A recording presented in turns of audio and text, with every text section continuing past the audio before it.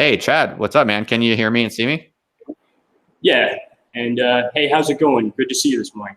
Good, good. Thank you for waking up so early in India to join me. Yeah, thank you for working around the Indian time zone. I know how difficult that is, especially with the New York time zone. Typically, if I live stream with somebody over there, it's at like 2 in the morning. That's actually the most convenient time usually. So thank you for staying up late tonight. Yeah, definitely. It's not that late here. It's only about 9:30 for me, so not so bad. Cool. So, Chad, I think the way we should just start, if you don't mind, is I would love to just learn a little bit more about you as a person. Like what's your story, kind of the background story? I've been told that you have some kind of experience or background with philosophy, but you, I think, became quite disillusioned with it. I'm sorry, academia, kind of academic philosophy is what I meant to say. And so I would love to hear a little bit more just about your background, I guess, just intellectually, but also in terms of how and why you started making videos and that kind of story. Does that make sense? Sure. Yeah, and thank you for that question. And once again, thanks for inviting me onto the program. I really appreciate that. And yeah, as far as academia goes, that is something I've been out of for like 5 years. I think that the last time I was actually in graduate school was 2014. So it's been a good long 5 years out of it. And I make videos which I guess might seem kind of controversial about the subject. I certainly have some people kind of shoot back with, well, you're exaggerating this or you're exaggerating that negative part of academia, but they're really the minority. I think the vast majority of people, for every one person like that, there's at least 10 people who, will agree with what I say, that, it's become a very dysfunctional system that, ironically enough, is not even any good at what it was supposed to do. I would argue at this point that academia is not even any good at doing philosophy. The best work right now is coming out of places very far away from academic press. The best work these days is either coming out of prison from Ted Kaczynski or coming off of John Michael Clear's blog and places like that. So definitely I have a relationship with academia, which I feel I'm able to present honestly this many years out of the system. We're living here in India in a rural area and, kind of just writing my books independently and making my videos. I have no restriction really on what I can and can't say about academia. And right. I think that that's a position which is beneficial to the viewers, to have somebody who's able to say what so many other people are merely going to think. Right. And so catch me up, though. What was your experience with academia? Well, the experience was, I was a graduate student back in 2014. I guess I was technically starting a PhD program, but I didn't stay long. Okay. And where was that? Where was I? Well, I graduated from Colorado first, University of Colorado Boulder, from a now defunct program. They actually shut that down last year officially. So I completed the master's program there, and then I interviewed to do PhD at some, high-ranking institutions and all that nonsense. And I got started at Illinois, and I only stayed there very little time, and I left because I realized that it would amount to so much debt to even try to finish for an experience that was honestly so underwhelming.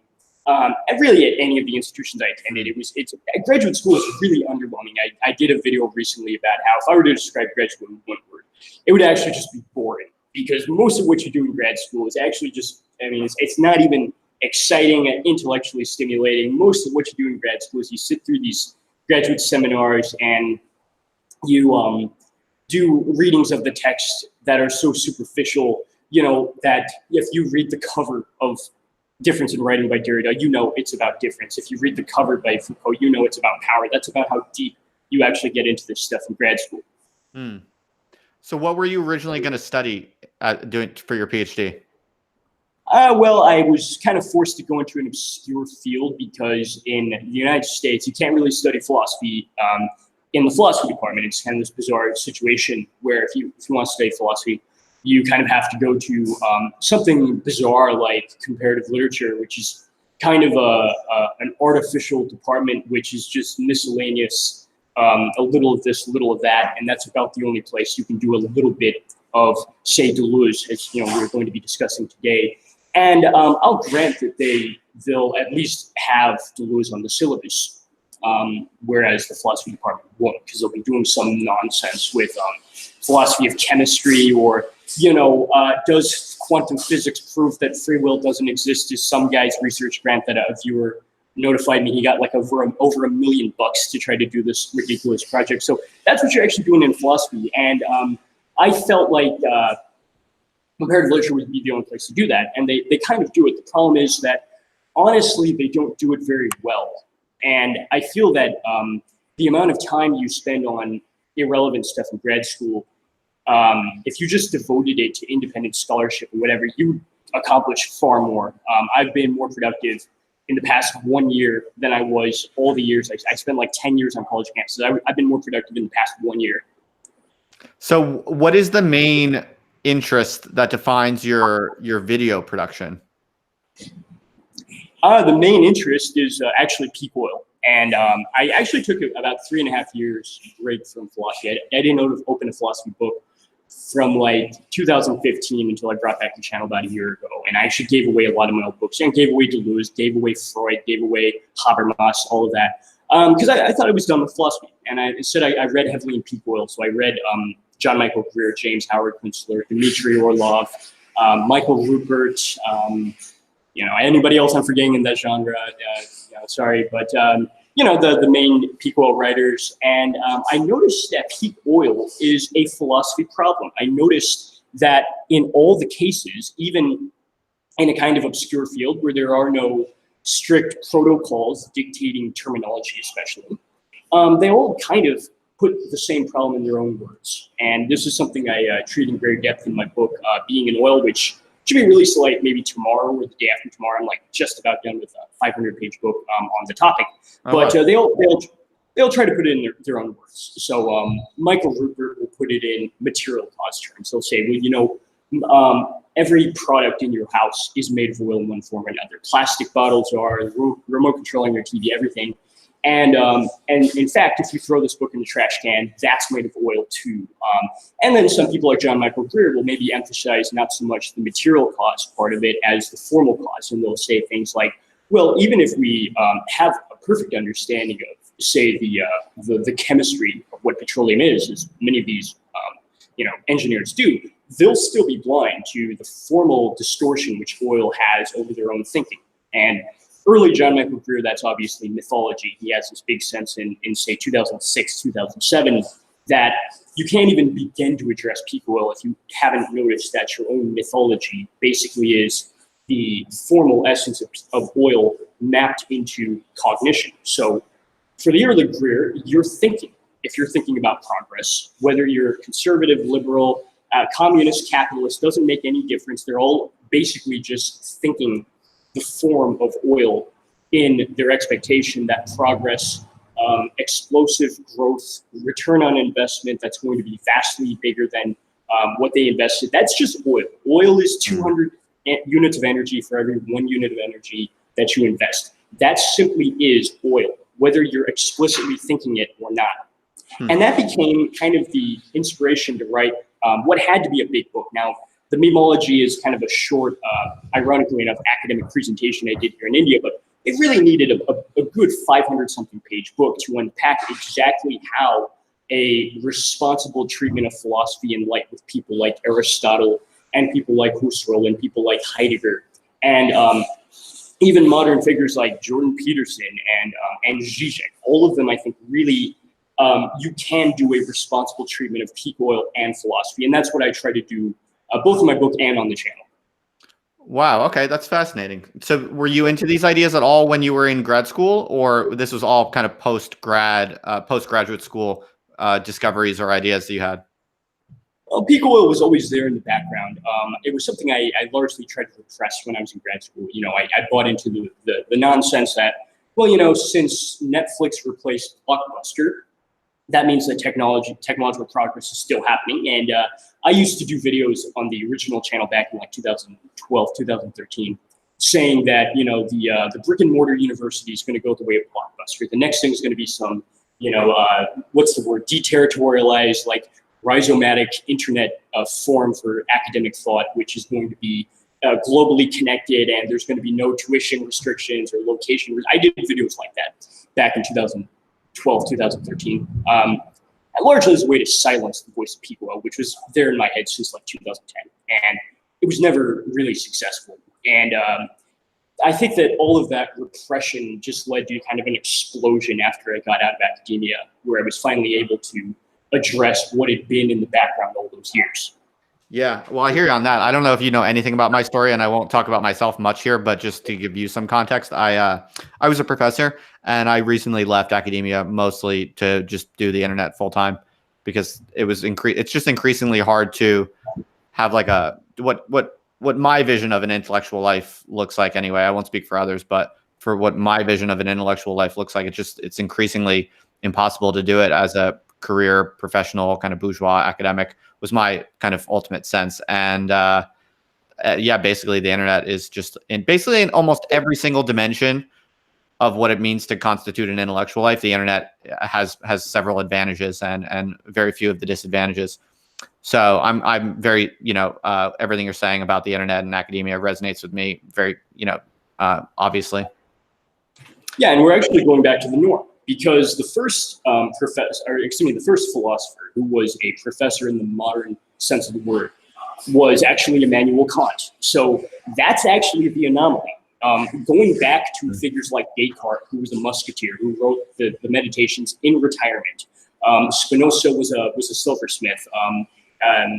John Locke was a physician. It's actually been the norm to do philosophy, and that outside the university. And that was not, by the way, because there were no universities. There were obviously universities at that time. They were just places where it wouldn't have been impossible. You had your established Roman Catholic universities doing scholastic philosophy, your established Protestant universities, your established Islamic universities. So it's not that these guys didn't have universities. They just knew that the kind of philosophy they wanted to do would be impossible. And I think we've actually just gone back to now what has been the historical norm for many centuries anyway. So yeah, no, definitely. I think that makes a lot of sense. I was just going to ask you, I'm curious, why did you cancel your first YouTube channel? Well, the first YouTube channel, I think, was different from the present one in that was not an anti-academic channel. I actually started it the day that I got the acceptance letter to attend grad school, as a way to sort of facilitate my journey through grad school. I would use it to post my own sort of study guides and also to practice with lecturing, because I knew that I was going to have to teach when I was in grad school, and I was at the beginning I was a little bit anxious about that. So my roommate at the time told me, well, just get on YouTube and practice speaking about Heidegger and people like that on YouTube. And I didn't expect anybody to watch, to be honest with you. And I certainly didn't expect that channel to become the one that I would be known by. I think I heard you mention before the stream started while I was still finishing breakfast that you were curious about Chadafrican, and that was never supposed to be public. I was always hoping to go public with a name other than that, but it was just happenstance that one of my channels that was actually not my name, because I'm actually not Chad, happened to be the one that accidentally got out there. Wait, so you're not Chad? No, I'm not Chad. I actually am. I actually started the channel Chadafrican in reference to the nation, because at that time of my life, I was interested in subsistence agricultural nations, and Chad, Africa is one of them. Okay. So I needed a YouTube name just to put together playlists for songs while I was, working on stuff. I was doing some gardening and things like that. I just wanted some background music to play, and I needed a name for the YouTube channel, so I just said Chad Africa, and it was taken. So I just added an N, and that was something that later became this other thing, because when I started doing the videos, I would get messages, as I still do, from people saying, hey Chad, do you think you can help me with reading my 50-page thesis before it's going to the advisor? And it just became my name. And like Chad Haag, as you see on the Amazon page, is not my legal name actually, but that is who I've become. Oh, that's funny, man. That's a really good story. Yeah, I mean, I like it. It's very mysterious. Like I had no idea. I had no idea what the African meant or where it came from, and but it didn't. The fact that I didn't understand it didn't hurt you. Didn't hurt your image in my mind at all. I was like, huh, interesting. So thanks for clarifying. And yeah, it's kind of like Jethro Tull. You know the '70s folk rock band Jethro Tull. The story is that every week they would play at the club with a different name, and the one week they happened to get signed to a record deal, they just happened to be called Jethro Tull, which they stole from a guy in the 16th century. And Ian Anderson said years later that he kind of regretted that of all the names that they had, that was the one that got out there. And I feel kind of the same way with Chadafrican, but I mean, when I brought back the channel a year ago, I was kind of stuck with it again because I kind of wanted to connect with the old viewers. And the only way to do that is to be Chadafrican once again. That's funny, man. That's cool. So now you're known as Chad Haag, even though you're not even Chad at all. That's that. So, okay. So that gives me some context. So I don't think you answered my question though, or did I miss it about why did you close down the YouTube channel originally? Oh yeah, sorry about that. Okay. I closed it down because I felt that at that time, peak oil and philosophy were two different things. So I felt at that time that, philosophy is done because that's just a part of the corrupt academic industry where people don't believe their own nonsense. They just publish stuff so they can move up within their career to a higher salary, a more prestigious university. And what I found when I was in grad school is most of these people do not believe their own stuff, honestly. It's like being a pastor. If you're a pastor who doesn't freaking believe the Bible and you're just doing it for the money, that's what it's like. They don't actually believe in whatever they're citing today that 30 years ago they would have been citing something different. So somebody who's citing post-colonial theory today because the stock value looks like it's going up, that person would have been citing deconstruction in the late 80s. They would have been citing something else if it was the 60s. It's just a job for them. And that was the motivation I had to be done with it because I said, well, they don't believe this nonsense themselves. It's just a waste of time to try to read this stuff. So instead I said philosophy because that was something that seemed serious because John Michael Greer and Michael Rooker, before he died, unfortunately, they weren't writing about peak oil to make a lot of money and something they didn't believe in. No, there was actually a life and death serious matter for them. And it still is for me as well. But I realized over time that the philosophy part of it can also be done with that level of responsibility. You just pretty much have to do it now outside the academy. Right. Well put. I have a lot of sympathy for that perspective. Now, could you just give us a quick rundown of what is your take on peak oil empirically? Are you in the camp of people who think it's basically a fait accompli and sometime in the next 100 years, there's going to be a significant population decline in one way or another because we're just not going to be able to sustain this type of energy consumption? Or what's your take empirically? Well, empirically, we already know that peak oil happened in 2005. Okay, so when I talk about peak oil, it's not something that might happen someday. It's already nearly 15 years. Okay, but how catastrophic do you think the consequences will be, and how soon do you think? It's going to vary by nation. So I live in India now, in a rural area. It's not going to be as bad here, okay, because we haven't deviated as much from free fossil fuel ways of doing things functionally here. In the United States, it's going to be extreme. I think that the worst places for peak oil are going to be United States and the Gulf, the Persian Gulf, Kuwait, Saudi Arabia, United Arab Emirates. Those are going to be the worst places for peak oil, and for different reasons. In Saudi Arabia, they get their water from burning fossil fuels to convert ocean water into drinking water. And actually, the water in UAE is so bad because many Indians, I think millions, live there. So they have these stories that you can't even wash your dishes with tap water. That's how polluted it is from the oil industry. But they get around it these days by just burning vast amounts of fossil fuels. And I've been to Dubai. It looks like a very, very luxurious oasis in the middle of the desert. And it's a very nice city, obviously, but enormous amounts of fossil fuels went into that. And it's just unsustainable, unfortunately. So the Gulf is probably going to be a little worse even than the United States. And you will see millions of refugees leaving Saudi Arabia and places like that. I don't know where they'll go, maybe north to Europe or something, but you're going to see that. But the United States is going to have enormous problems on its own, and we have our own Saudi Arabia, basically, which is the Southwest. So you're going to see millions of people leave Arizona and Las Vegas and Southern California and New Mexico. And I don't know where they're going to go, because you're going to have a nation where, even if loss of water is not the problem per se, as it is for Phoenix, Arizona, or Las Vegas, the whole country is, at this point, deviated so far from functional ways of not burning fossil fuels that the slightest dip could lead to something of a 90% population decline. And that's coming from the Pentagon, by the way, where they did a war room. If they lost the electric grid for 1 year, 90% of people would die off, because there would be no way to harvest, process, and store food.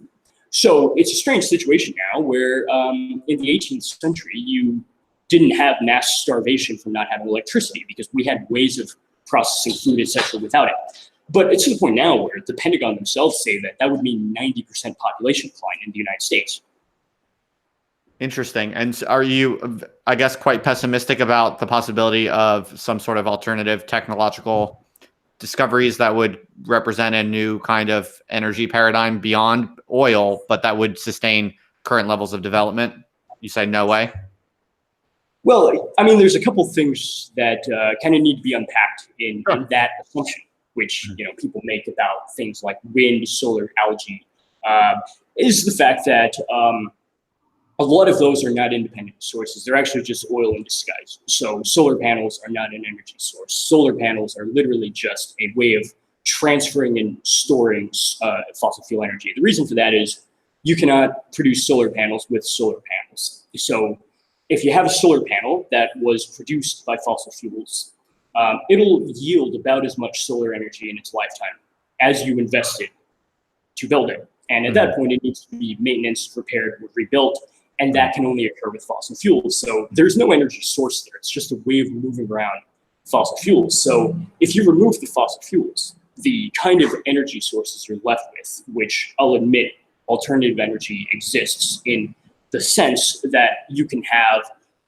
the kind of alternative energy that I use right here, which is I have a water tank on the roof from the well on this piece of land, which if the sun is shining pretty hot, I can have a hot shower, because the solar energy is obviously still there, and you could still do something with it, like heat a shower. But that's only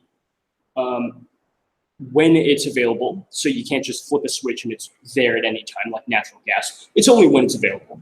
And it's only within the constraints that it allows as a diffuse energy source. So in the future, we'll be able to do things like heat water for showers like that. We'll be able to use windmills the way they did in the days of Cervantes and Don Quixote to grind grain. We'll have horses to plow fields. And obviously, we'll have human beings to do manual labor. But I would argue that anytime somebody talks about energy sources in terms other than that, it's really a euphemism for fossil fuels. If somebody gives you this fantasy, quite frankly, that algae is going to power a 7 billion person suburb and everybody in the future is going to be elevated to the upper middle class and drive an algae powered car 2 hours every day from the suburbs to the city center and work like a corporate career. They're really talking about fossil fuels. And the philosophical problem is, if they're really talking about something else, when they think that they're talking about something more shallow, how can you create something of a hierarchy to explain that? And my first book, there is a memological layer in which different energy sources have a different shape. Fossil fuels have a sort of geometrical distortion of consciousness to the model of an ascending ray, basically, a line that goes up like this. So if anybody's talking about progress, immediately you know that memologically speaking, it's just fossil fuels. And obviously there really are fossil fuels as a type of somatic body behind that. If it's not, then they're even more delusional. But that's only one of like 4 sources. If somebody's talking instead about cyclical processes and repeating seasonal changes from reaping and sowing and harvesting and storing over winter, they're really talking about the agrarian concept of fields of grain. And their thought, even if they're not explicitly talking about barley and wheat, they really are thinking that, because at some level, phenomenologically, they're really aware of it. So the type of intentionality that you have in Husserl of, no, you're really aware of something, okay? If it's embodied, if it really is a body there. Otherwise, you just have hallucination. I think that's relevant to the discussion on fossil fuels, because the way that we talk about fossil fuels now, it makes sense because phenomenologically, there is still the body there, which we're aware of. And that's what makes the most preposterous things sound logical, because we have this intentional sense that, you know, what we're talking about really exists. But in the near future, that's going to be not the case. And when the body is no longer there, everything we talk about today is going to devolve into falsity. Even all of the sprawling systems we have today, modern economics is just a euphemism for fossil fuels. Computer stuff like the Google algorithm, that's just a euphemism for fossil fuels. All of these systems of thought we have also are just reiterations of not only the memological basis of the geometrical bias of an ascending arrow, but it's also just a reiteration of the body itself. And the systems have no validity if that underlying body doesn't exist. Okay, so your view is that energy sources, or let's call them energy paradigms of a particular society, affect the shape of philosophy, the shape or the image of thought that takes place?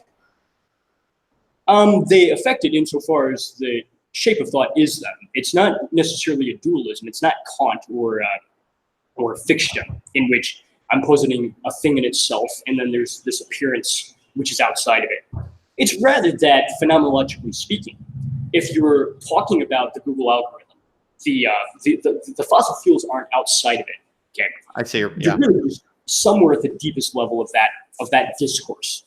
The fossil fuels are already in the intuition. So gotcha. If you are viewing the world phenomenologically within the era of fossil fuels, the fossil fuels aren't somewhere on the outside. They're just the substance of that worldview. And why do you call it a transcendental memology? Assuming this is what you mean by memology in a nutshell, right? Sure, yeah, it's transcendental in the Husserlian sense more than the Kantian sense. So obviously in Kant, transcendental is more like something that mysteriously occurs deep within interiority of subjectivity, and you kind of got to restore it. So for Kant, you have this transcendental process of, say, ordering in space and time. You should only actually see it. You have to restore it from like a footprint left on the finished product, which you get in experience. You have the categories like substance and cause and effect. Those are too abstract to actually deduce from experience. You have to deduce them on logical grounds from sound forms of reasoning. So for Kant, transcendental, it's obviously an irreducible part of consciousness, but you don't actually see it directly. You have to reconstruct it secondarily. But with Husserl, you lose the dualism with the thing in itself. And for Husserl instead, the transcendental is what's in consciousness purified of bias. So for Husserlian phenomenology, the transcendental simply is what's given in intuition if you drop the natural attitude, which obfuscates what's given according to a type of metaphysical bias, which you unwittingly bring to the contents, which actually are exactly as they manifest themselves.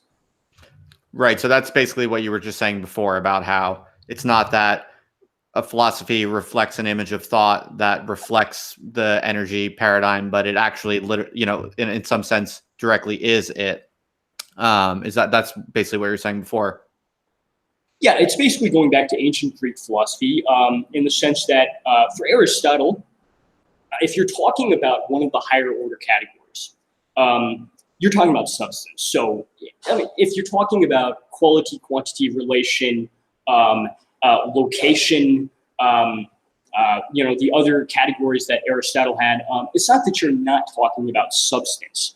It's that you are talking about substance, but maybe transcendentally speaking, you're operating within a sort of categorical register in which the standard of meaning, it's no longer substance per se, it's one of these higher order categories. So now you still have the substance of, say, this piece of clay. Okay, so we could talk about, like, from a higher order category, you know, its location. Okay, it's not that we don't have the substance; it's still there. It's just that transcendentally speaking, the standard of meaning is no longer substance per se, it's one of these other ones. I think that's what happens with memology.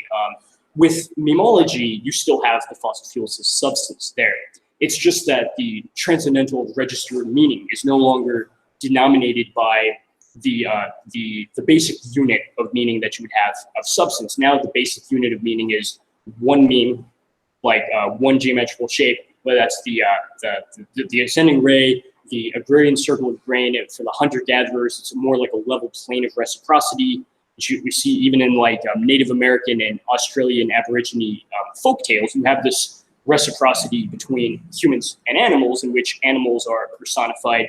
They are interacted with. You make offerings to them in order to try to induce them to enter into a beneficial relationship with you, and that's really lost with the subsequent ones. In the agrarian circle, they become livestock, which are, you know, like a domesticated source of wealth. And then, of course, in our day, we just put like 30,000 hogs in a factory and we just slaughter them in mass. And it's a totally disgusting and unsanitary way of processing food, which obviously 90% of the E. coli directly is the result of the way that we factory farm cattle.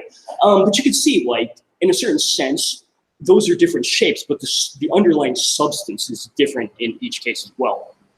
Yeah, that's very fascinating. Well put. Now, I'm kind of curious, Chad, like how because I was looking through your websites and stuff like that, and you seem to be quite prolific with making videos and writing books. I'm curious though, like, how do you get your books out to people? Like, what is your, you know, a lot of people are interested in this because a lot of people who follow my stuff are very interested in kind of independent intellectuals and also kind of how to do that kind of stuff. So, and I'm also kind of doing these things myself. So sometimes I like to ask people just like how their systems work and a little bit of insight into that. Like when you wrote this last book, The Transcendental Memology, do you do any type of marketing or any type of stuff like that at all? Or what's your system like?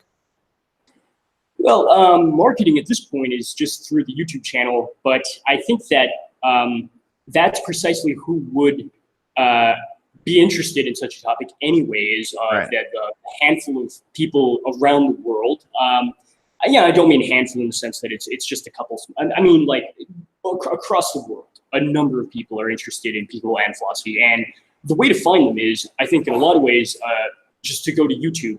And it's working pretty well as far as the experience goes, in the sense of it's been a great experience connecting with people and doing live stream dialogues like this one, and a lot more productive conversation than anything that I had in grad school. Another myth about grad school is you're going to have all these intellectual discussions, and the fact of the matter is, no. I mean, I can't even count. I don't think I had one really interesting discussion the whole time that I was in grad school.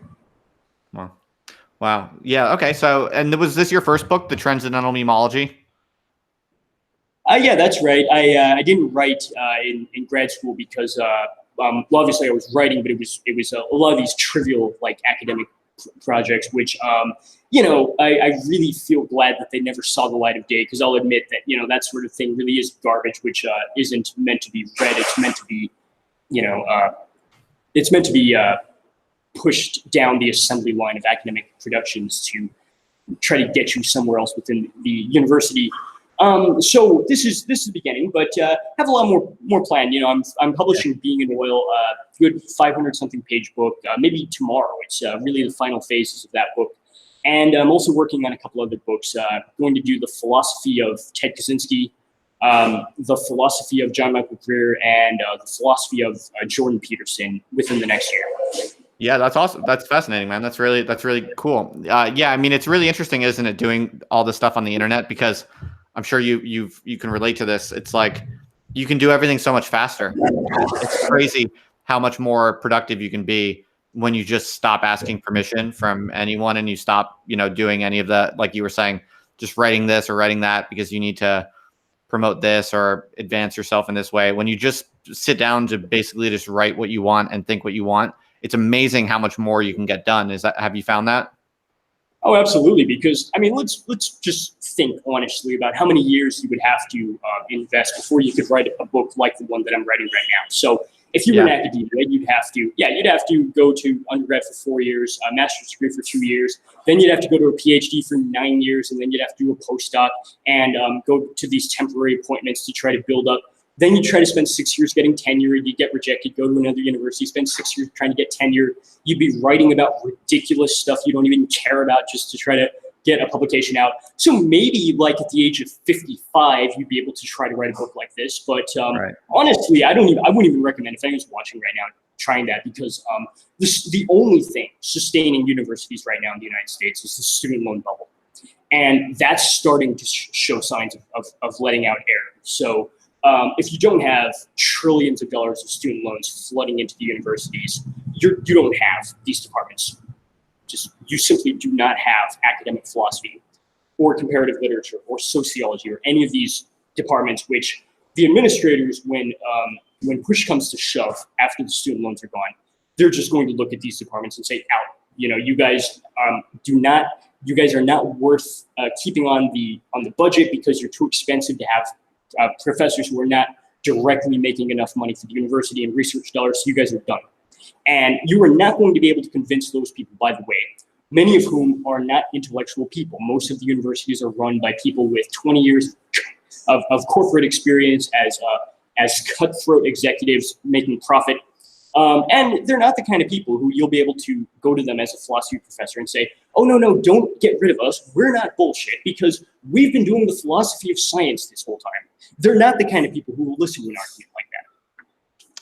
Fascinating. Yeah, definitely. I appreciate your perspective as a grad student. I mean, it's not even better really as when you're an academic. Like if you're lucky enough to jump through all those hoops and get, like I was basically a tenured academic, the British version of tenure, which is a bit weaker. But so, I mean, even after you put in all the legwork and you pay your dues with all the bullshit that you were talking about, even when it's supposed to be good and you've arrived, you have to jump through so many hoops. Just if you want to write a book, I mean, you have to workshop it a bunch of times. You have to get grants if you want to go that route. You need to basically win the social favor of like dozens of people, and then you also have to write the damn thing, but in kind of communication with a bunch of other people's opinions, basically. And so it's like the waiting, and the middlemen. It's like it's all so it's so obviously over the top in terms of its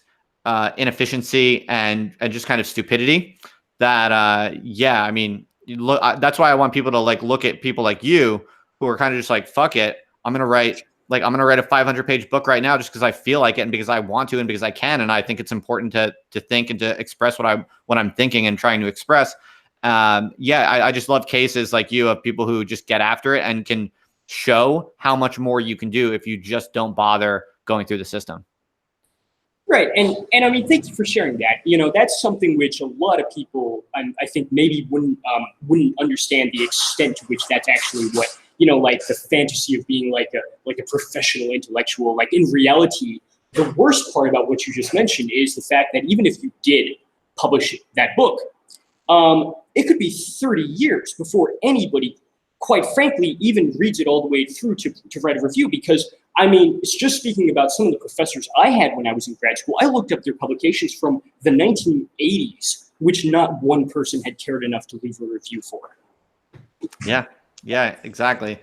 And so, I mean, I think there are maybe for some cases, some reasons to still go down that route for certain types of people. It maybe is like, I can understand why it might still be attractive, but I think for overwhelming numbers of people who kind of think they want to do something like academia because they want to write books or they want to have some kind of intellectual life. I mean, I just think for the overwhelming majority of people who have that kind of aspiration, run from academia as fast as you can, I think is my general impression. Yeah, and you're not actually missing anything because it's like I mentioned, they're not even any good. The most bizarre thing I found about academia is with all of the ridiculous hoops you have to jump through and all of the oversight and regulation and all of the time-consuming nonsense, they're still not producing anything good. It's ridiculous how much time and money could be invested for such poor results. And I've mentioned my own personal crunching the numbers is that something like $1 million is wasted for every dissertation that's produced in the United States. If you factor in all of the tuition waivers and years of spending 10 years on research assistantship and all the people who drop out, factor them into the final product, and all of this other stuff. It's like $1 million to produce one dissertation. And if you haven't actually read one of these, you'd be amazed at how abysmal the standard of writing is, because I actually expose some of this stuff on my channel, and the viewers are just amazed that something that poor in quality could be the result of 9 years and $1 million. Yeah, it's quite an interesting system. I think when the real truth of academia really I don't want to use corny kind of like conspiratorial language, but when the real truth gets exposed and like lots of people actually understand what's going on in the academic system, I think people will be horrified by it. Like, people will look back on academia kind of like right now people look back on, like the derivative scandals of like before 2008 or something like that. I think it's like actually really kind of dirty and dark and pretty deep, actually, how kind of nasty, and I almost want to say evil is the system, just because it's probably not much worse than like any kind of evil like corporate sector. But the unique thing about academia is that it really presents itself as doing something different and better, and that's where its peculiar kind of devilishness, I think, comes from, if you ask me. But I think like there's a lot of skepticism about academia, and conservatives especially are kind of critical of academia. But I think my sense is that the public really doesn't know the half of it, and if they learn, it's going to be like quite a kind of massive scandal, I think. Well, I agree with that, and I think that one thing that works definitely to the advantage of what you suspect is going to happen is the student loan scandal, because you've got a demographic time bomb there. There's approaching 50 million people in the United States with student loans, and by the time this finally runs its course with the millions of people who go to college every year, it's going to be probably like 55, 60 million people in the United States who are getting screwed by their student loans. And I'm actually a student loan refugee. I'm living in India because that's not the only reason, obviously, but I'm here as somebody who's fled the country from the student loan collectors because, okay. I mean, you want to talk about a scam. Student loans make Enron look ethical.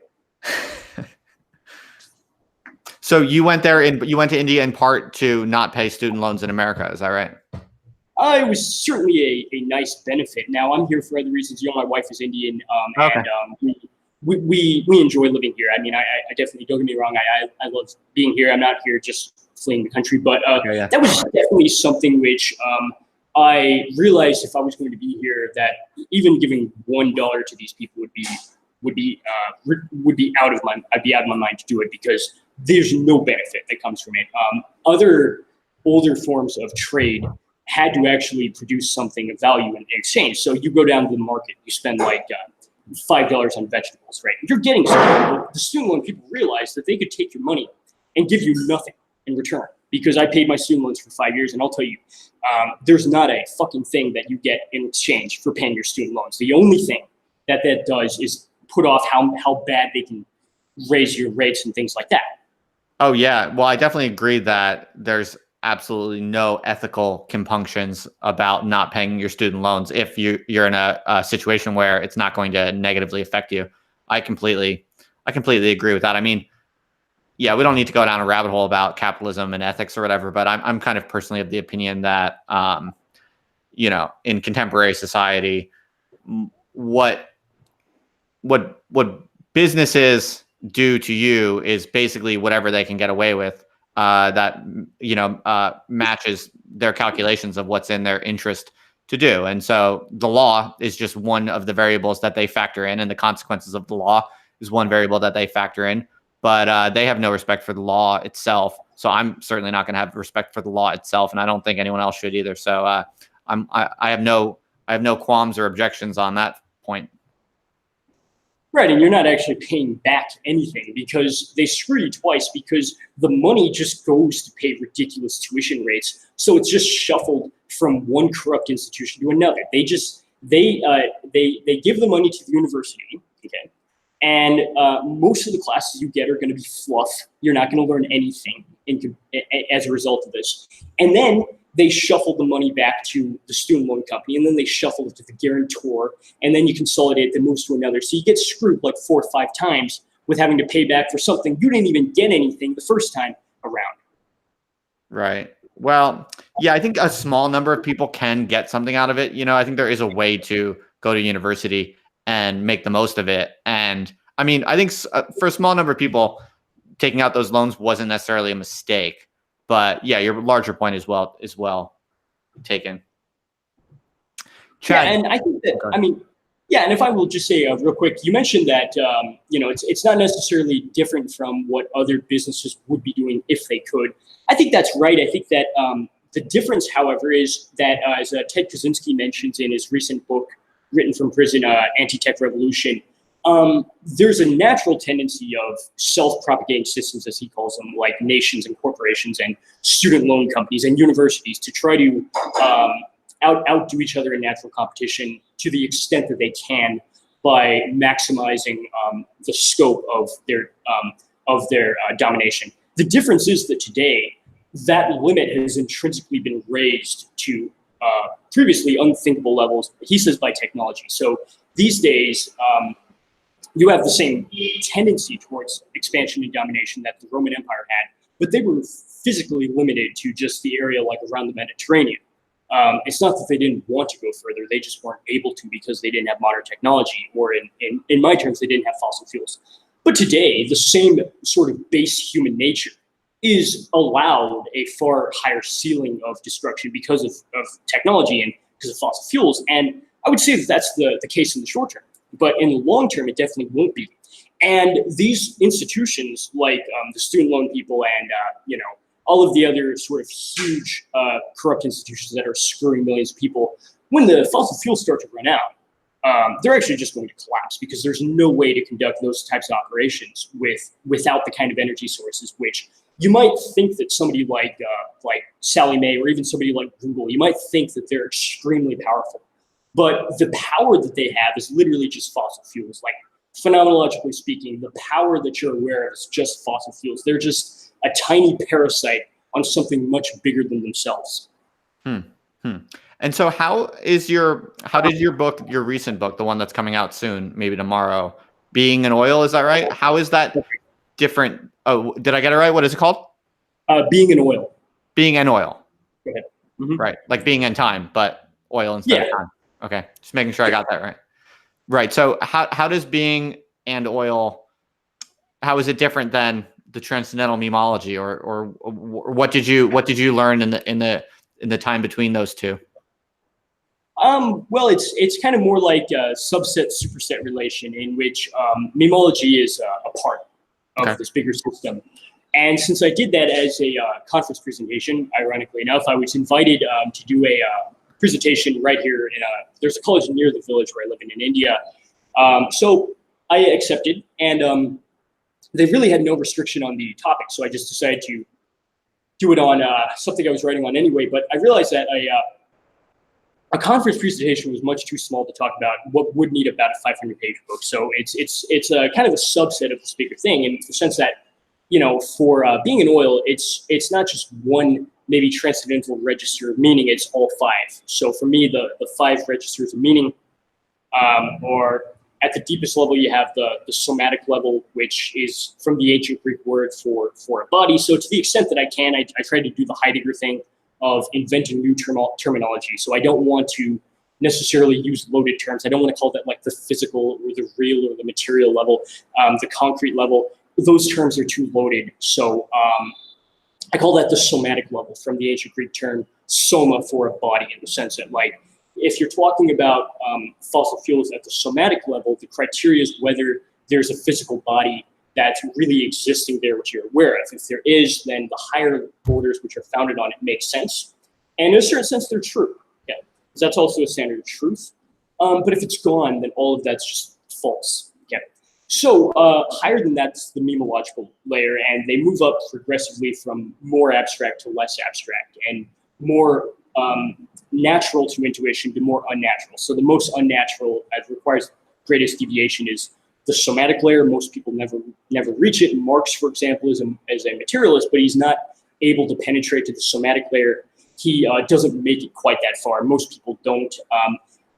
So there's the memological layer, which is more like a geometrical metaphor of the same thing. It's not that there's a different substance. It just is the same substance through the transcendental register of a shape. So the minimal unit of meaning at this point is, a shape like a circle, a level plane, an ascending ray, and then the layer above that is the layer of countersense objects and sense objects. A sense that we normally think of objects as being abstractions from systems. If you take the Marxist view, well, you have a system of economic relations, and a commodity is just like an abstraction from a systematic set of relations, right? But actually, I would say that systems are founded on sense objects, because a sense object can actually communicate in one intuitive glance what a system requires thousands, millions, billions of symbols to communicate less clearly. So my favorite example is you have a countersense object like a machine, which burns fossil fuels to promise you that you're going to get progress from burning the remaining fuels that you have. It's countersense. It doesn't actually make any sense, but it reiterates the fossil fuels and the deep meaning of progress. And you have these big systems, which are just reiterations at a systematic level of the same logic of a machine. So you have the Google algorithm, which is 2 billion lines of code, which states unclearly in 2 billion lines what you could get just from looking at a machine. And so the systematic, the Gnostic layer is the fourth, in which case the minimal unit of meaning is a value. So in systems, you have values which are intelligible in relation to other values. So soar with the symbols difference from one another, that sort of thing. Peano arithmetic is the idea of generating the natural number series or the whole number series from distinction of one successor of zero from another successor of successor, and so forth. So that's the systematic layer. That's the Gnostic layer, which is the fourth. And of course, that's not where we normally dwell. Where we dwell is the mythological layer, in which the unit of meaning is not a value, an object, a geometrical shape, or a body. At the fifth layer, it's just the disclosed event. And that's a little bit like Heidegger's notion of Dasein. The controversial thing, I think, from my book is Heidegger's very clear in Being and Time that Dasein is not disclosed as clearing by anything else. It's just itself. Dasein discloses itself. Kind of Husserl's notion that the consciousness constitutes itself. It's not some other being doing it. But I would argue in my work, actually, that the mythological horizon of the event unfolding actually is disclosed by something else. That's not the ultimate layer. So this is what prevents me from just being Heidegger, is you get the mythological sort of clearing of an event, of things happening in a kind of context in which you could break things up. So you have a mythological shape, like, for example, in the Odyssey, you have Odysseus blinding the Cyclops. Okay, you could break that up into objects. You could break it up into Odysseus, the Cyclops. He uses a stake and a torch, and there's sheep. You could break it up, just in the same way that you could break up a linguistic unit into its morphemes. You could take uncanny and say uncan-y, but that's kind of a secondary abstraction. The mythological layer is originally populated by a unified event, okay, which unfolds. And that's the main stance most people have if they don't have a reason to explicitly deviate. But the point I make in my book is all 5 registers are founded really on the same substance. And in this case, our entire mythology, but also the horizon in which we're dwelling, the substance in it actually is just fossil fuels, but that's rapidly disappearing. And when it's replaced by something else in the future, I don't mean like algae or something like that. I mean like literally going back to agrarian and hunter-gatherer worlds, all of the other higher order layers are going to be affected. You're going to have different systems. You're going to have different mythologies. You're going to have different objects. You're going to have different memes. So Chad, what I'm thinking, listening to your brilliant system, I mean, it's very fascinating. You have quite an impressive system worked out. But what I was just thinking, listening to, was you're kind of drilling down through these levels of meaning in some sense, and kind of at the bottom of it all, you find oil. But what I'm curious about is, why stop at oil? I mean, oil is composed of other things in some sense. I mean, you could kind of keep drilling down into what's kind of at the core of oil. Could you not? Well, what's at the core of oil is, you mean like molecular, atomic, and subatomic levels? Sure. Consider that as one. Yeah, you could go that route, right? Well, I think that's actually, to be perfectly honest with you, something which is there, but that's just the material clause. And substance, if you take the ancient Greek view, is not just the material clause, although it's certainly not the material clause. It's the material clause, but it's the material clause with something else. And if you have just the material clause, you don't have substance. Just like if you have just the form, you don't have the substance. That's why, like, in the Middle Ages, the paradox becomes, how can you intelligibly understand the form of something which doesn't actually exist? Like, you and I can understand a unicorn, even though it doesn't exist. There's no substance there, although we can maybe have the form, there's no material with it. And I think that the big thing for the somatic layer is the criteria of both. So it's not only maybe the material clause, and it's not only the formal clause, it's how both of them together kind of allow this bigger system of meanings to emerge. And if you take one or the other, you actually lose the soma. Okay, interesting. So you think that fossil fuels kind of satisfy all of the crucial conditions for that base layer, but other ways of digging deeper into that entity don't necessarily satisfy those conditions. So there's something very essential about oil, fossil fuels. Well, just from a scientific perspective, if you look at carbon, okay, so carbon is a big part of fossil fuels. And some people actually in the peak oil community just call it stored carbon. Okay, right. Carbon is also in a compost pit. And the difference in ancient Greek philosophy between like having the material clause and having the formal clause is kind of something like this. So if I have the material clause of iron, how do I know that I'm not talking about a dagger, a battle axe, or a kitchen knife? You know that based on form. So how do I know that I'm not talking about a compost pit? There's an enormous difference. I do composting here in India. There's an enormous difference between a compost pit and petroleum. And I think that's why. Mm-hmm. Right. Okay. That makes sense to me. Yeah. Now, so help me understand, like, what do the rest of the 500 pages do? Like, what is the structure of the book, and what exactly are you trying to achieve or show in this new book? Yeah, thanks for asking. It's going to actually be a 2-volume book. I'm going to put about 500 pages out now. I really wrote probably more like 1,000, but I scrapped about half of what I wrote. So I'll be releasing about 500 pages. I try to get this stuff out as reasonably priced as I can, so it'll be available on Kindle at the very least for like $3. But it's still only half of the original book I had planned. So the first half is more like the theoretical part. The second half, the second volume, released next year, will be the practical part. That's where I deal with politics and economics and religion and things like that, and ethics. So the first volume is the theoretical volume, and it's divided into 4 parts itself. So part 1 is called Oil, which I talk about the problem of peak oil and generally peak oil philosophy, and the peak oil literature situated to philosophy, and that's part 1. Part 2 is meaning, where I devote 1 chapter to each of the 5 layers: the soma, the memology, the sense object, etc. Third part is called being. That's on the ontology of limitation, which I didn't even talk about in this video, but because that's a big and rather obscure topic. Basically, for me, it's like what I'm doing is not German idealism. What I'm doing here is not Hegel. So for me, in German idealism, you have this emphasis on negation, which is not applicable to the problem of peak oil, which is more like an ontology of limitation. And I obviously look at people who've tried to think about limits, which are probably the most unpopular term. So obviously, like in Dune, there's a big concept of limitation of water on Arrakis. Foucault talks a little bit about limits. Jordan Peterson talks about a little bit about limits.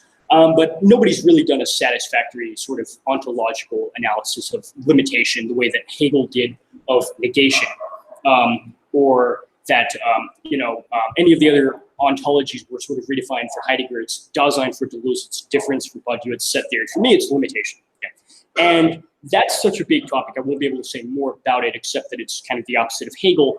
But the fourth part is truth, in which, for me, truth is the kind of intersection of layers with each other. So Google right now seems obviously very true to us because of its intersection with the layers below it. So Google intersects with the counter sense object of a machine, which intersects with the meme of progress, which intersects with the soma fossil fuels. Student loans, the system of usury, which is modern high finance, seems like a true system, but it's just a systematic redundancy of the countersense object of a student loan. A student loan is a countersense object because it's a bottomless pit. No matter how much you dump into it, you never get out of it, okay? So it's an object, and a countersense object at that, and that makes sense because it overlaps with the meme, which overlaps with the soma. And it didn't make sense to previous thinkers. Everybody from Aristotle to Dante and the Divine Comedy to Martin Luther all condemned usury as the most damnable of sins. I think St. John Chrysostom also said, nothing is worse than usury. He said, usury is the harbinger of hell. So it's remarkable that even devout Christians today see no ethical contradiction with working for Sallie Mae or one of these other big banks, and literally you're making their entire living off usury, because for them, it makes sense memologically, somatically, and at the level of sense objects. So those are the 4 parts of the first volume of the book. Fascinating. So you basically think that fossil fuels help to explain ideologies in some sense, not just philosophical ideas, but the ideologies that define how people kind of process social and political questions? Well, I mean, ideology is a difficult term to talk about without, I think, maybe getting into Marx. But I will say this: it is ideology. You're absolutely right about that. But it's not Marxist ideology, in which for Marx, ideology is kind of a false consciousness which is generated by the mode of production, which I would argue Marx doesn't penetrate to the somatic. He's just stuck at the level of sense objectivity. So for Marx, you have this emphasis on machines, and his understanding of capitalism is that the invention of machines allowed the bourgeoisie to overtake the aristocracy, and communism is also really going to be the result of better machines being invented to change the relations again. So for him, ideology is kind of like false consciousness, which is a side effect generated by modes of production.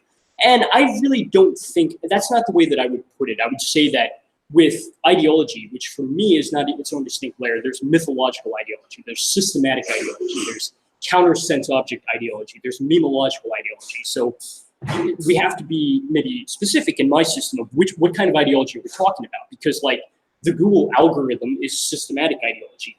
The myth of the American dream is mythological ideology. Solar panels are counter-sense object ideology. But certainly it's not something which is false consciousness, which doesn't give you the meme, or excuse me, the soma. It really is just the soma, or the substance, given in a different transcendental register. That's why you don't need to go beyond what is in consciousness phenomenologically to try to restore this. It's not like a mystical object which I'm claiming exists, but I can't prove it to you. No, really, it's there within consciousness all the time. You just have to enact something like a transcendental reduction to show how your own consciousness is it's already there within it. Okay. Now, how should I put this? What I'm trying to understand it a little bit better is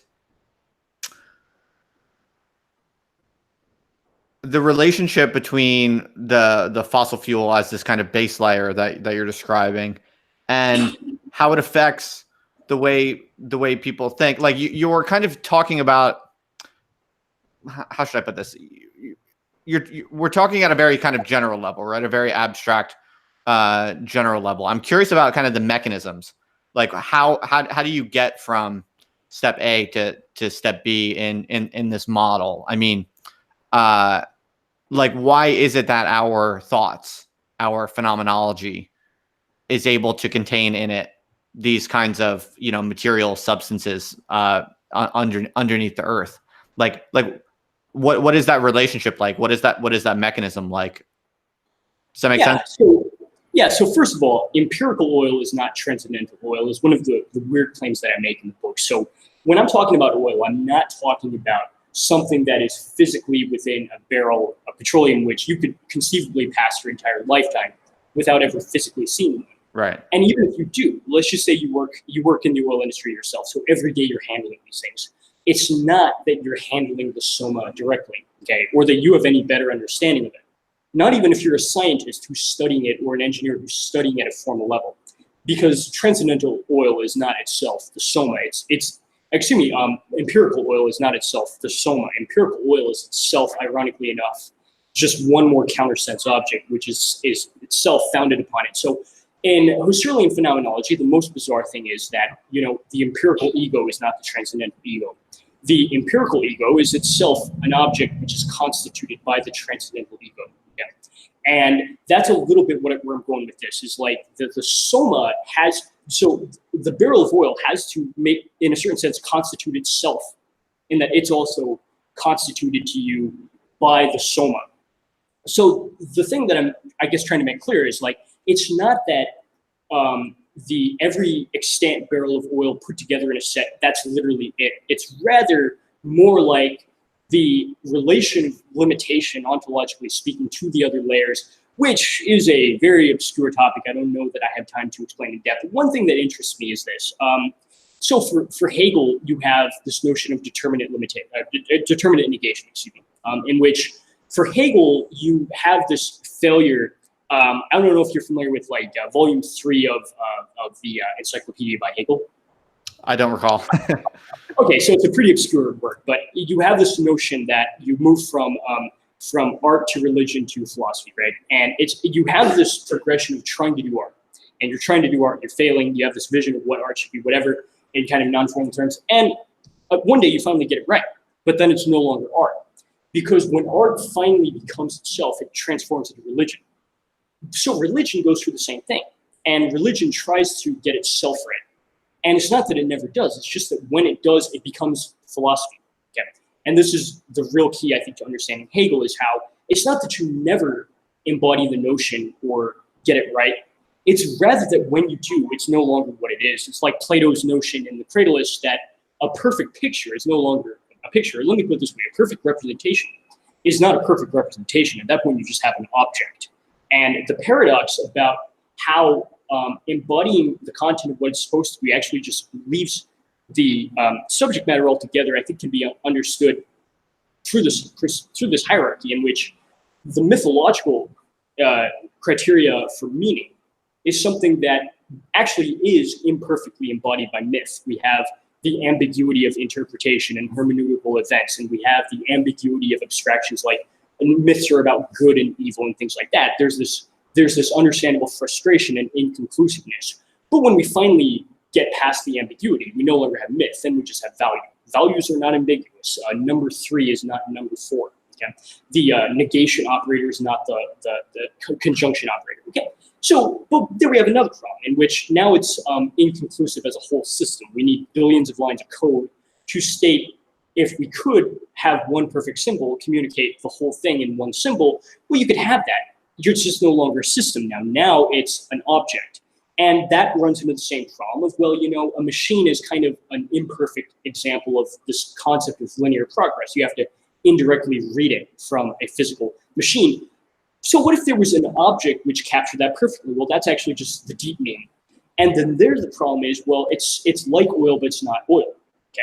And the final determinate limitation in the hierarchy is soma for that reason. So that's kind of the convoluted, but that is the reason why I situate the hierarchy in that way. Okay, that's great. This is fascinating. Now, do you mind? I feel like I have a pretty good understanding. I won't say understanding, but at least impression of your kind of philosophical perspective on oil and transcendental memology. So that was one of my objectives that I wanted to accomplish in this talk, is just to get a kind of high level overview of your main ideas. And so I feel like we've kind of checked that box, and it sounds really kind of fascinating and kind of impressively systematic and creative. So yeah, thank you for all that, for sure. Are you game for a few random questions from people watching? Sure, yeah. And once again, thank you so much. I really enjoyed this talk, and I appreciate having had the opportunity to speak with you today. Yeah, of course. I mean, I basically, one of the things I do on this channel is I basically just go around looking for people who are really, there's a few criteria that I tend to look for. Just obviously smart and doing something interesting and meaningful that looks at least possibly good in some way. But really the criteria I look for really are people that are really just super independently minded, kind of unique or eccentric in some kind of weird way.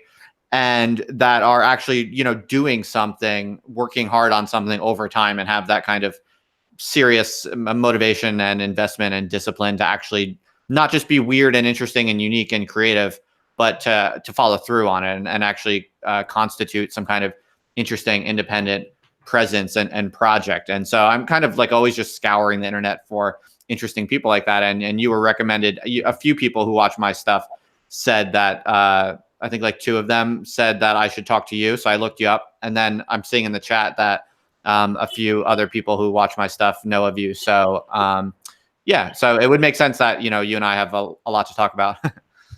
Yeah, I think there's something a lot more interesting going on online than anything you'll find in academia, because like you go to the elite departments right now, and what are people talking about? They're like, doing the 1,000th critique of Marxism and this, or the 1,000th critique of Freud and this, and it's just, they're not even doing anything interesting, quite frankly, at the top departments. And really, it's not like this is what we have on YouTube. It's not like this is just like, a poor man's academia or whatever. It's not. Like, this is where the interesting thing actually is happening right now. I think that's going to be more and more the case. Yeah, I think it's already happening. I mean, it's happening with people like you. It happened to me, like in my own life, without me even planning it. I mean, I never really was on YouTube that much. I basically just over the past 2 years or so, it was very sudden that like making videos and doing stuff freely on the internet got really productive and energizing and enlightening, and in every way it was just kind of like taking off. And it was like everything I ever dreamed of what a radical intellectual life should look and feel like. That was kind of like kicking off through my blog and through doing like YouTube and stuff like that, at the same time that I was actually succeeding quite well in academia. And it was like every year it got worse and worse. Like a weird perverse irony of academia is that like even when you get a good job, every level of advancement, you actually get more bullshit work to do. You don't get less. Like you don't escape it as you advance through the system. You actually get more of it as you advance through the system. Maybe there's some time in 20 years from now in which it would have, decreased, but fuck that. I wasn't going to wait for it. So yeah, I think what you're describing is it's intensifying. And I think every year you're going to see, you're definitely already seeing it. And I think it's just going to keep increasing that. Like if you're a really smart teenager and you really want to work on ideas and you want to create, knowledge or advance intellectual or philosophical or any type of, academic types of debates and research, you're just going to choose to start doing it totally by yourself online, because that's increasingly remunerative and increasingly influential, and it's increasingly normal. I think that's the big thing. Is like for a long time, being like making videos on YouTube was just kind of like a weird thing, right? It's like only unique kind of nerdy people did that, and now it's becoming such a part of everyday life. It's in everyone's living rooms that it's kind of like it's not weird anymore. It's just a medium, and it's increasing in almost every way. As I said before, it's just the obviously superior way of doing things. If what you want is intellectual freedom and kind of release from the constraints and obligations of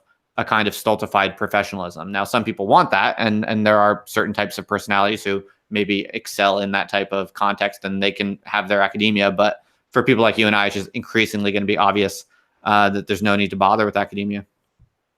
Well, I mean, you mentioned that YouTube has gained maybe legitimacy as a venue for discourse in recent years, and I would say one of the reasons is that's where the people are. Okay, so right. if you're printing a book of like 300 copies at a printing press, a university printing press, which is almost exclusively going to sell for $200 a copy, and sit on a handful of university library shelves collecting dust with maybe one person in 10 years checking it out just so they can write their dissertation with one page that they found in the index they flipped to and pretended to read. And by the way, like 70% of academic bibliographies are fraudulent because they have the same typos as the one that they stole it from by copy and pasting it. So I would argue that, like YouTube is where the people are. And there's arguably nobody at the other side. It's not that there's hundreds or dozens or thousands or millions of people who are reading all of these academic monographs. In many cases, it's nobody. Right. Someone wants to know, if you're game for a few random questions, someone wants to know, do you have any views on Indian religion? On Hinduism, you mean? You can answer it however you want. They just asked, do you have any views on Indian religion? Okay, I assume they're talking about Hinduism. India's India's the most religiously diverse place that I've ever been. We don't have a fraction of the religious diversity in the United States. Obviously, we have a mosque here and there. We might even have one Hindu temple in the state of Colorado. We have Buddhist centers here and there.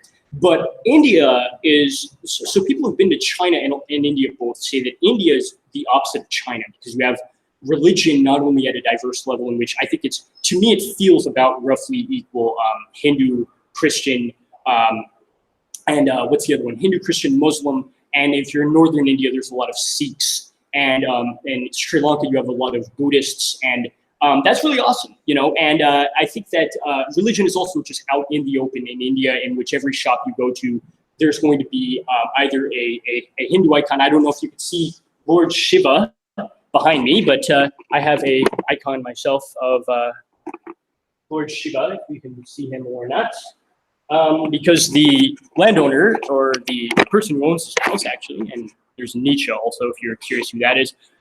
He's a Hindu, so there's a prayer room right in front of me with icon of Ganesha, the elephant god.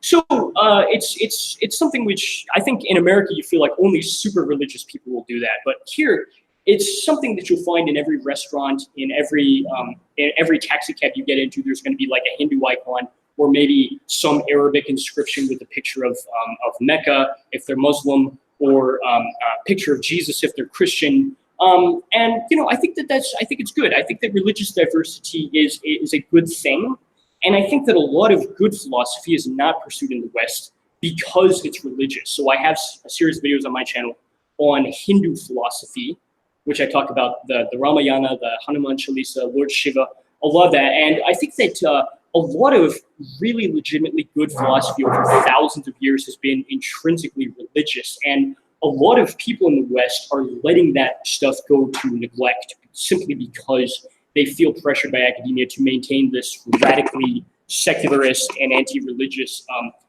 stance towards religion. And it's their loss because they're missing out on a lot of good stuff. Interesting. Well put. Now, so I have a question actually. Oh shoot! It just actually fled my mind. How old are you, Chad? 30 years old. I'm cool. Okay, I'm calling you Chad, by the way, even though I know that's not your name. That's your name for me. So well, that's effectively who I am at this point. The only person I'm not Chad to is the Indian embassy, where I have my passport. Other than that, I am Chad now. Do people know your real name, or is that a secret? Yeah, I mean, some people know my. I mean, you know, like some people from the original channel, like 2012, might remember my real name, but I certainly don't go by it anymore. Oh, that's something I wanted to ask you. So, was your first channel like really quite big, or what? If you're asking like how big it got eventually before I took it down, yeah, I don't know, maybe 500,000 views. I'm actually making more ground faster with this channel than I did with the last one. 500,000 subs or 500,000 views? I have 500,000 views. So, okay. You know, for an obscure topic like philosophy, that's not bad. But cool. Certainly, I mean, I was never anything, you know, bigger than like an obscure guy talking about philosophy. But that's all right, because I feel like if you get to the ranks of somebody like a PewDiePie, you know, you have a lot of people watching that are precisely the people you don't want watching. You know what I mean? Oh yeah, no, who cares? I was just curious because I'm kind of surprised how many people who watch my shit know you. So I was just curious. Oh man, was he like really big or just kind of bigger? But no, that's a very respectable amount for sure. Yeah. I mean, I always find it interesting. I tell this to people that when you're making stuff on the internet, if you really believe what you're saying and you believe what you're doing and it's what you really want to be saying and doing, you actually only need a very small number of people for it to feel very worthwhile. You know, people don't get that sometimes when they look at it from the outside. Well, let's talk about philosophy and numbers for a second, because sure. Philosophy might seem today like something that is very obscure. Only a handful of people are doing it. But we have more philosophers today, and by that I mean more professional philosophers. I'm not talking about like, you know, a guy with a copy of Plato on his shelf at his house. I'm talking about professional philosophers. We have more of them today than the rest of history combined, is one stat that my philosophy professor gave me in undergrad. And it's actually true. Like if you want to talk about the days of Spinoza and Descartes, I mean, those were days where like philosophy was a pretty small community, but it was okay because it was quality over quantity. Like they were people who were really interested, and some of the best philosophy in history was done precisely in that era. Yes, yes. Now, when you say that there are more philosophers now than ever, are you talking about academics, or are you talking about just people who are more or less making their living doing philosophy in one way or another? I would assume that this is my professor's stat. He was talking about professors because he counted himself as one of them. He said he's a professional philosopher, and the context he brought this up was in Philosophy 100. It was a general class, and he said to a lecture hall about 70 students, he said, "Can anybody here name one 21st century philosopher?" And one person raised their hand and said Sigmund Freud. And it's like, no, that's the 19th century. That's only off by 2 centuries. And he said, it's ironic that nobody can name a single 21st century philosopher because there's more today than the rest of history combined. It's just, the irony is that most of them are not producing anything of lasting value, right? There are a few people in the chat who really want to hear you talk about, by the way, do you have to go like right now, or I don't want to keep No, not right now. No, I gotta go in a little bit, but not now. I'm definitely happy you hear some questions. Yeah, and thank you everybody for participating. Yeah, cool. No, I just wanted to check in and not. I didn't want to keep you too long. Well, I'll let you go in maybe 10 minutes if that's cool for you. Oh no, it's not even that soon. Probably more like an hour. I got to go, but certainly, how many questions we need to take? Oh gosh, well, it's getting late for me, so I don't know if I can keep up for too much longer. Oh yeah, definitely. Good. Yeah, I understand you're late there, and thank you for staying up, by the way. And whenever you need to go, just let me know.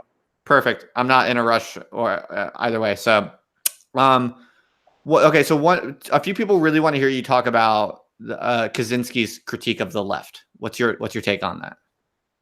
Well, Ted Kaczynski critiques both the left and the right in the manifesto and then in Anti-Tech Revolution. He only critiques leftists. He doesn't reserve a specifically political critique of the conservatives. And that's not because he agrees with either one of them. It's rather that the critique of conservatives can be done much quicker. He says they lament losing family values in traditional religion, and yet they will not sacrifice economic growth. And your typical neocon, like capitalist conservative on Fox News, they will not sacrifice economic growth driven by technology. And the two are really the same thing now. They will not give up fossil fuels is what it really means. And they wonder why the cultural change has gone along with it. They try to diagnose it with other factors when that's precisely what caused it. But that's a simple critique. The critique of leftists is far more demanding of his time, and he opens and closes the manifesto with lengthy critiques of leftists. And the argument for Ted Kaczynski is basically that in modernity, you're already deprived of freedom because your survival needs are not met even by farming on your own land. It's just met by being able to go to a grocery store and swipe a piece of plastic and leave with industrial generated products. And if you do not participate in the system, you will starve to death or die in some other way simply from being deprived of the products of industrialism. So he says, how do you actually get those though? Because most of us don't actually exert ourselves physically or even mentally at our jobs. You are working at a top corporation and still just sitting on your ass all day in meetings, and your only criteria to succeed or not is obedience and submission to the system as a technological system. So this powerlessness that people feel inevitably deprives them of being able to go through the power process, which is a basic need that humans have to have a goal, expend effort, and then accomplish the goal, ideally with freedom. So we turn to outlets like collecting stamps or cheering for football teams, but leftists turn to politics, and leftists are particularly susceptible to the problems that this poses because despite the facade of claiming to be radical revolutionaries against the system, actually leftists are what he calls the most over-socialized of all people, because over-socialization is just doing exactly what society tells you. And the leftist Ivy League professor with a PhD from Berkeley and a 6-figure salary is the most over-socialized because he's doing exactly what the society told him to do by joining the upper middle class. And his prescription for the oppressed minority, blah, blah, blah, that he's writing all of his papers about is actually just for them to join him. This is Ted Kaczynski's critique. He says, well, you claim that you're in favor of people holding onto their traditions or whatever, but what you mean by that is like somebody's an immigrant from India, they can still eat Indian food and listen to Hindi music, but you still want them to become an engineer, doctor, lawyer, politician, etc. And so leftists are intrinsically the most over-socialized, but also the most deprived of freedom, precisely because they're so tapped into the system. So it's a time bomb waiting to explode, in which if you were somehow to allow them control of technology because of their own frustrated desire for power, they would not be able to let it go. It's like the quote in Lord of the Rings, which I mentioned in my video on Ted Kaczynski and leftist psychology, in which Gandalf says to Boromir, who wants to just use the ring, because his response is, well, you know, guys, we have the ring. Can't we just use it? Like, isn't it powerful and we can just defeat the other guys? He said, no, you don't understand.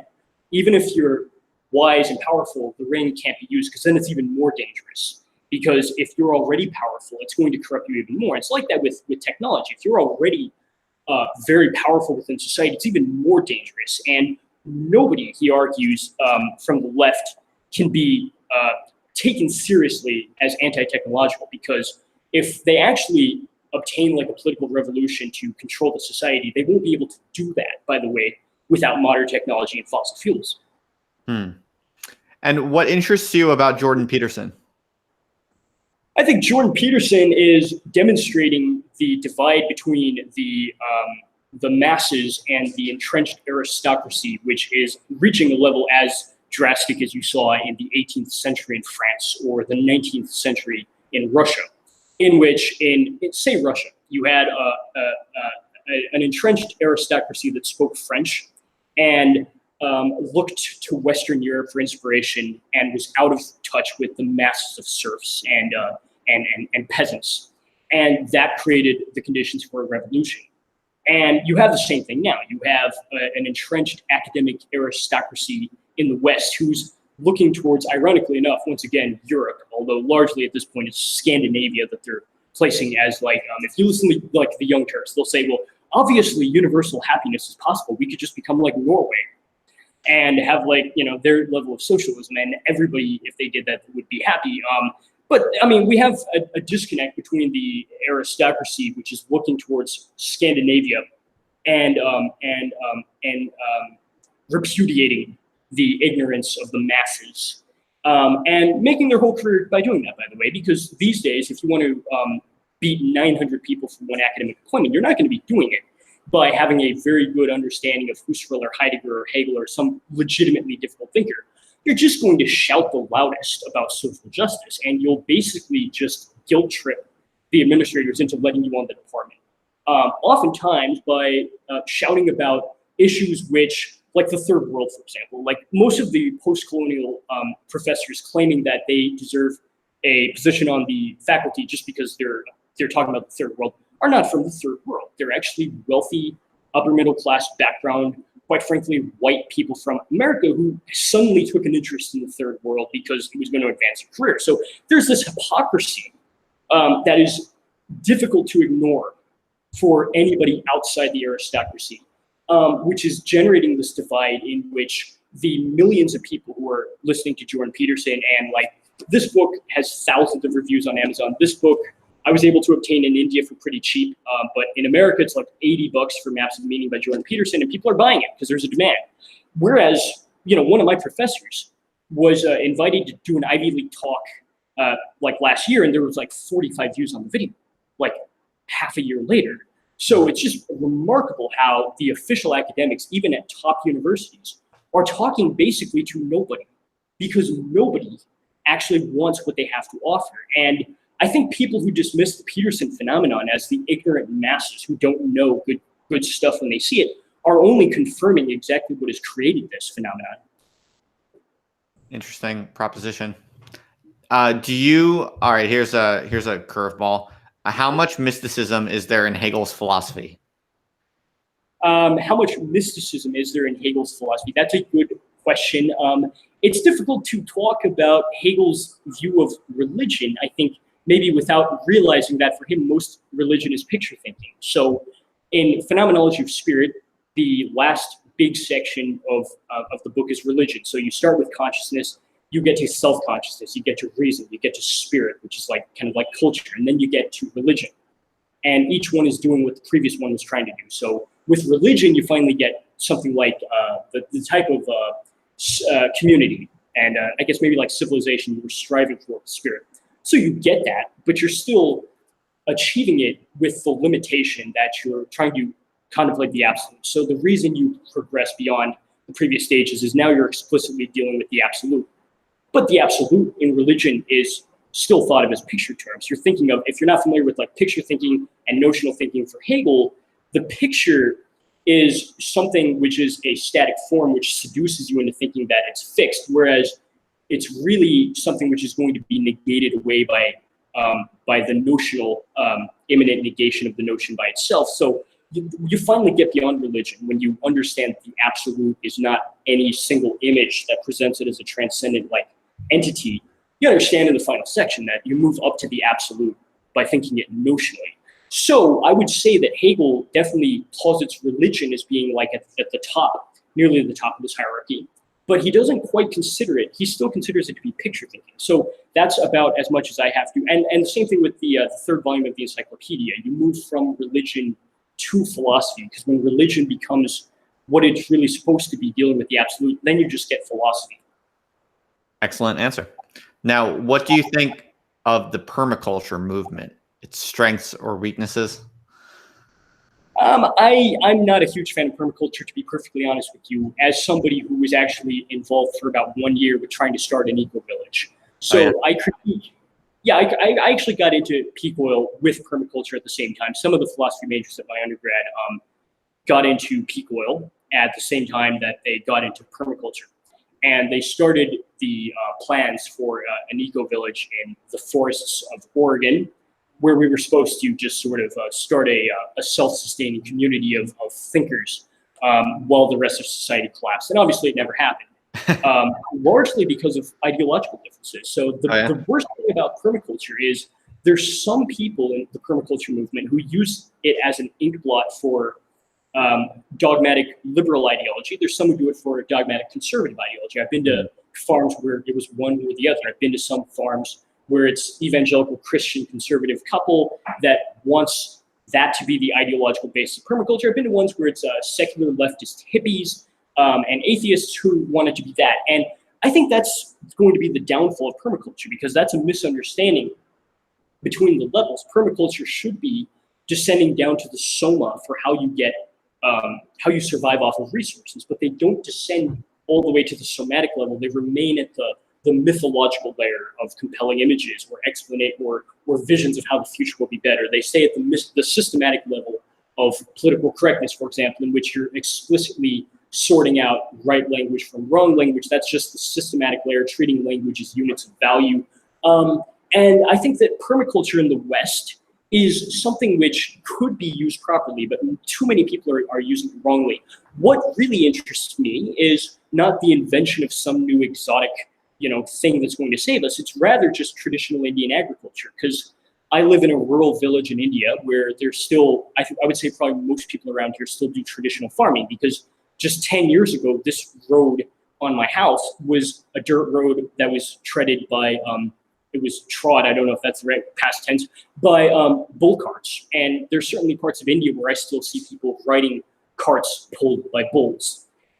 Because cars are a pretty recent thing, and they're actually pretty inefficient. A lot of Indian roads are so narrow that cars don't really work. So anyway, this is a place where we don't have to artificially reconstruct or invent some new thing like permaculture and try to ideologically sort who is welcome to join us and who's not.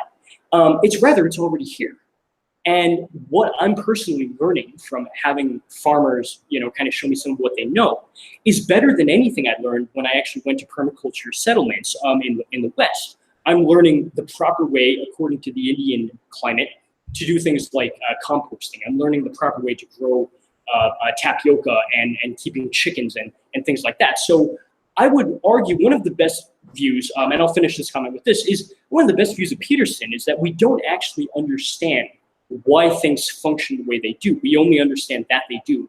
And gambling that throwing away a system because you ideologically don't like it, on the gamble that you can replace everything that had millions of years, in some cases, of evolution, since like a lot of social relation is something that we've inherited from millions or maybe even a billion years. And it's a very reckless path to take, to think that you can replicate all of that with just overnight imposing some ideology. All right. Now, what do you think about Andrew Yang? A couple of people have brought him up. It's remarkable how little I follow American politics living in India, to be honest with you. Sure. I think that everything he says I agree with. And people bring him up, especially to me, in the context of student loans. And I agree with everything. Let me put it this way. As a Gnostic system of information, I agree with everything he has to say. But does he factor in moving beyond fossil fuels to accomplish any of this? I highly doubt it, right? Well, if one of the interviewers for the debates are watching this, they might get from you the idea to ask him what Andrew Yang thinks about the Soma. Maybe we'll hear that on the TV debates. Yeah, it would be interesting to see how he would respond to that, because the Soma, if he has a background in Hinduism, he might misinterpret that as a word for the goddess of the moon. So we'll see how he interprets that. Yeah, well, it's interesting. This whole movement behind Andrew Yang, that's definitely ripe for a kind of memological analysis. Like, is the Yang Gang operating on the mythological level or the Gnostic level, or I wonder. Yeah, that's a good question. I think that in a certain sense, we're always operating on all 5 layers. It's just which one, like, phenomenologically is brought to consciousness at that moment. So, every political campaign has obviously its mythological layer, where you have images of how the future is going to be a lot better than it is right now, that sort of seduce you into, fantasies of, like Obama ran on, no longer are people going to be turned away for pre-existing conditions. And, everybody's going to, people who would die from cancer would. You have this mythological image of people surviving. And then you have the Gnostic system of how you're going to get there. You have the sense object on which it's founded, and all of that. So it's interesting. I admit I need to research this movement a lot more explicitly than I have. Cool. Do you have any experiences or observations or lessons about your experience so far publishing on Amazon and kind of that process and how you've done that? Any just kind of words of wisdom on doing that for people who want to do that? I would, first of all, totally recommend it. And I will say this: you're not going to make less money necessarily in royalties by doing it this way, because John Michael Greer has mentioned that if you buy a book, one of his books on Amazon for like $13, only $1 is going to go to him as royalties. So certainly with the publisher taking their share of the whole cut of the money, I don't know exactly how much they take, but I will say this: you're not going to make any less money. And if you're largely going to market your book to the people who listen to your YouTube channel anyway, rather than, like, I could never see this book ending up like on a shelf at Barnes and Noble, just like going to a general population. It's a lot more restricted. So, I mean, I don't really see the point in like trying to go to a publisher at this point if you're doing the kind of thing that I am. But with this last book, that was your first book, right? Is that right? Yeah. Yeah, it was. Well, yeah. Now, just in the process of putting that out, was there anything you kind of wish you did differently or would have done better if you knew the process? Just any types of lessons or observations like that? Yeah, I mean, there's some stuff with, I don't know, maybe like formatting that, I still have never actually physically held a copy of my book because they don't ship to India. But, some of my friends who had a copy of the book, they kind of showed me what it looks like on the inside. And, there's some lessons to be learned, which, I've taken to heart. But I really think that they do a pretty good job, actually. Like, if I'll just show you like a picture of the book, which my friend Flowers Are Lovesome showed me. It's a book which, if you can see that, there's a copy of my book next to Ted Kaczynski's. Like, it looks all right. Like, it looks like pretty much like a normal book that was published. They do a pretty good job, I think, with like the presentation. And right, okay. So I was kind of curious if you had any words of wisdom on that front, because I think there are a lot of people, more and more, you're going to see this more and more. A lot of people come to me, like, I got a lot of questions kind of around this sort of stuff, like how to do this, should I do this, that kind of thing. So I was just curious if you had any thoughts on that, but that's good. That's good. I mean, honestly, I would say that the hardest part about doing it is just doing it. So, I mean, if you put in the hours to write a 500-page book, you've already done the hard part. So formatting, publishing, that's the easy part. in comparison with just writing the book. So if anyone's interested, I would just recommend to them, just write the book. And then after you have the manuscript, then you can focus on all of the other stuff. Yeah, excellent. So do you want to say anything about your kind of how do you, your writing process? How do you work when you know, do you have a certain kind of schedule or routine that you use regularly to kind of put your works together, or you just kind of wing it? Well, I mean, I try to keep a routine. They say that Immanuel Kant had a very strict routine with writing. I think he woke up in the morning and he'd write for 2 hours every day or something like that. Jordan Peterson wrote this book with a routine of 3 hours a day over 15 years. So there's people like that. I'm not completely flexible with my schedule. I am a pretty busy guy here in India. But I write when I can. But I feel like my own experience is if you write first thing in the morning with a lot of coffee, your mind's going to be, you know, sped up, and you might write a little bit like Derrida just on accident, because you kind of write longer sentences, more complicated sentences. So I think that there's a balance between maybe approaching it when you maybe don't feel like you have maximum energy to maybe approach it more with a sober mindset. So that was actually the most surprising thing I found about the writing process, is how like being toned down in energy is actually like a good thing. That's interesting, especially from a transcendental memological perspective, because I'm just thinking about like the soma at work there, right? It's kind of interesting. And like Nietzsche, I think, said that one should not think at night. He doesn't say that exactly, but you know, he gestures in that direction. But maybe there's a case to be made for thinking while you're tired. That's interesting. All right, Chad. Well, I feel like it's 11 o'clock here now, so top of the hour. It's kind of a natural break point. Was there anything that we didn't get to talk about that you're that you think I should know, or you'd like to share with people? Any? Do you want to give it more info on the next book and where people can get it, or feel free to plug anything if you want? Okay, yeah, and once again, thank you so much for the discussion, and I appreciate it. And thanks for staying up so late and working around the Indian time zone. I will say this: the book will be available in a couple days. Hopefully on Friday of this week, Indian time, and it'll be available on Amazon.com, Kindle edition, maybe $3. I'll get the paperback as cheap as I can, but they cost a certain amount of money to print it, so I'll shoot for maybe $12. But I can't guarantee at the moment it'll be that low, but I'll try to get this out to the people for as low as I can. And I will say this, $12 for a 500-page book, if you compare like to an academic publication that's like $180, or, well, actually literally probably will be $180 for 180 pages or 150 pages. The worst thing about academic publications is a lot of them are actually small. They're charging you exorbitant rates for a couple chapters of information, like 150 pages. So I try to do justice to keep the viewer in mind, and try to get a reasonably priced product out there. So it'll be available on Amazon. I'll have an announcement on my channel, and just I'll try to do some videos to maybe talk a little bit more about it. And just want to say thanks to anybody who was interested in the first book or in the next one. Yeah, well, thanks again, Chad, for coming to hang out with me. It was interesting to meet you and to talk with you. You're definitely super interesting dude, and you're a cool dude, and I'm impressed by your extremely independent mind, and yeah, you're just kind of DIY attitude of just not asking permission, not really bothering to go the normal routes, and to just think what you want and do your own project on your own. And it seems like a formidable project. I'd use this show to sniff people out, basically, to kind of see like what's going on under the hood, not in a judgmental way, but there's so much interesting stuff out there that I never know what I should spend my time reading, because if you read everything that seemed interesting, you'd be spending all your time reading, and you'd be wasting some of it because some stuff seems interesting, but then it's not. And so I kind of use this as a fun, interactive way to just see what someone's like. And then it's usually kind of after this, I kind of decide, I make my personal judgments, not like about their, objective quality necessarily, but just whether I'm interested in